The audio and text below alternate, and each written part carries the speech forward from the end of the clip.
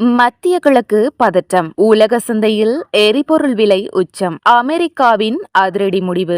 மத்திய கிழக்கில் அதிகரித்து வரும் போர் பதற்றத்தால் உலக சந்தையில் மசகு எண்ணெய் விலை வேகமாக உயர்ந்து வருகின்றது. இந்த நிலையில் எரிபொருள் விலையேற்றத்தை கட்டுப்படுத்த அமெரிக்கா முக்கிய தீர்மானம் ஒன்றை எடுத்துள்ளது. ஈரான் தொடர்பான போர் பதற்றத்தால் கோர்முஸ் ஜலசந்தி வழியாக நடைபெறும் எண்ணெய் விநியோகம் பாதிக்கப்பட்டுள்ளது. இதன் விளைவாக உலக சந்தையில் கச்சா எண்ணெய் விலை ஒரு பேரல் $100 டாலரை தாண்டியுள்ளதாக தகவல்கள் தெரிவிக்கின்றன. இதனால் அமெரிக்க நுகர்வோர் மற்றும் வணிகங்கள் பாதிக்கப்படுவதை தடுக்க அமெரிக்க முன்னாள் அதிபர் டொனால்டு டிரம்ப் அவசர நடவடிக்கைகளை அறிவித்துள்ளார். முக்கிய அறிவிப்புகள்: கடலில் கப்பல்களில் ஏற்பட்டுள்ள ரஷ்ய கச்சா எண்ணெய் மற்றும் பெட்ரோலிய பொருட்களை விற்பனை செய்ய 30 நாட்கள் கால அவகாசம் வழங்கப்பட்டுள்ளது.